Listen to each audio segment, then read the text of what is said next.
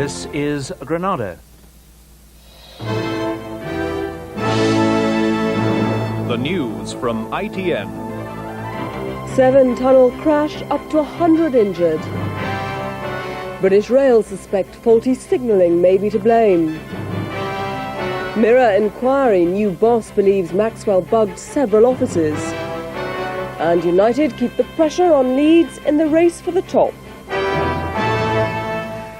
Good evening. British Rail says faulty signalling may have caused a crash involving 2 trains in the Severn Tunnel. Around 100 people were injured. One of the drivers is critically ill. A London to Cardiff intercity and a sprinter service from Portsmouth had left stations in Bristol within minutes of each other. 3 miles inside the tunnel, near a maintenance shaft at Sudbrook, the sprinter crashed into the back of the intercity. It was a rescuer's nightmare. 200 passengers on the sprinter, 100 more on the high-speed train, many injured, all shocked and frightened, and trapped deep underground, a mile inside the tunnel from the Welsh side. Emergency services launched major rescue operations from both ends of the 4-mile-long tunnel. Dozens of ambulances waited grimly at the nearest stations.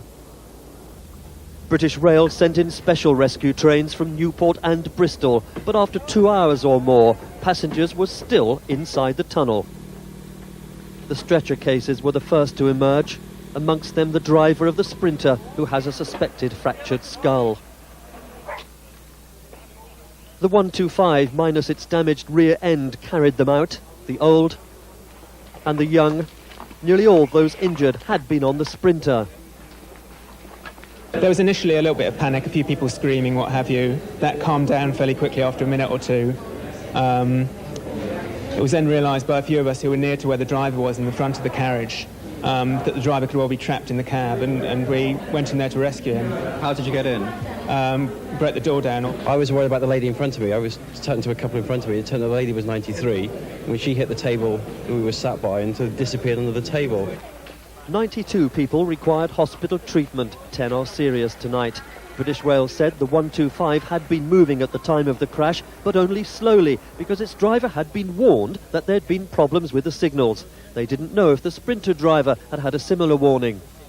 Clearly there is an issue, either technical or human, that we have to get to the bottom of. That's what we're working on. Tonight the sprinter was shunted out of the tunnel for inspection by crash investigators.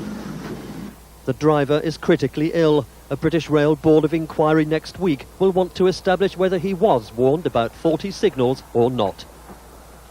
Vernon Mann, ITN, at the Severn Tunnel Junction in Gwent. The signalling equipment at the centre of the British Rail inquiry into the crash was only installed a year ago. Since the Severn Tunnel was finished 105 years ago, it's had a trouble-free history until now. It was seen as something of an engineering feat when it was built, and it's still used by 120 trains a day. Today's problem seems to have started at the signals outside the tunnel on the Bristol side. When the driver of the 125 approached them, they were red. He got out, phoned the signalman, who said there was a signalling problem, but told him to proceed under caution. The signal behind him should then have stayed red to protect him, and those further back should have gone amber and double amber. Either the driver of the second train drove through them, possibly with permission, or there was a signal failure, and the first signal in fact turned green. It was signal failure that caused the Clapham crash, in which 35 people lost their lives, but experts think today's collision may have had different causes. Seems to me it's more likely to be a fault of controlling the working through the tunnel. The Severn Tunnel has always been treated with great caution by railway operators over the years, and it seems very curious that the system of working didn't ensure that the Intercity 125 was well clear of the tunnel before the other train was allowed to enter. Labour spokesman now wants the government to investigate general safety on the railways. We don't appear to have learnt a great deal since Clapham, and these tragedies can still take place.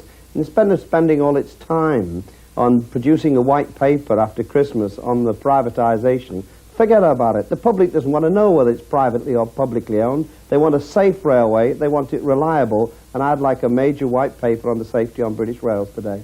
Ironically, not far from the Severn Tunnel, BR have been testing a computer safety system, which, if it had been in operation today, might have prevented the crash. The new chairman of Mirror Group Newspapers has told ITN that he believes that Robert Maxwell bugged the offices of several of his top executives. In his first television interview since taking over, Ernest Burrington also said that Mr. Maxwell knew the game was over and that he may have killed himself rather than face a final confrontation. Investigators have spent another day in the Maxwell offices, working in the security department of Maxwell Communication. It was here that telephone conversations were recorded.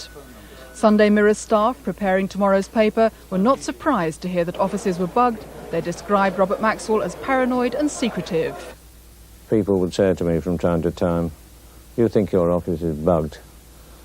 And I would say jokingly, "Well, of course." And I would look at the ceiling and say, "Are you there, Bob? Did you hear that? Are you receiving me?" And so on. Conversations with Finance Director Lawrence Guest would have revealed anxiety about Maxwell's handling of Mirror money. There was, I have to say, mounting concern between me and Guest, and had he returned from his yacht, there would certainly have been a final confrontation. If Robert Maxwell knew from listening to these conversations that you were onto him, do you think that could contribute to the theory that he committed suicide? Well, one has to think that. I'm sure that he must have known when he went out to the Canaries that his particular game was over. Special branch investigators wouldn't reveal the full extent of the bugging, but it does include the office of Charles Wilson, editorial manager. That room was also used by Sir Michael Havers, once an executive of a Maxwell publication, the Home and Law Journal. Efforts continue to trace the £350 million missing from the Mirror Pension Fund. It's reported that lawyers have found half of it, belonging to Bishopsgate Investment Management. That fund was handled by a separate company, which unfortunately was Maxwell owned. But it was responsible. This is Bishopsgate Investment? Yes, it was responsible for investing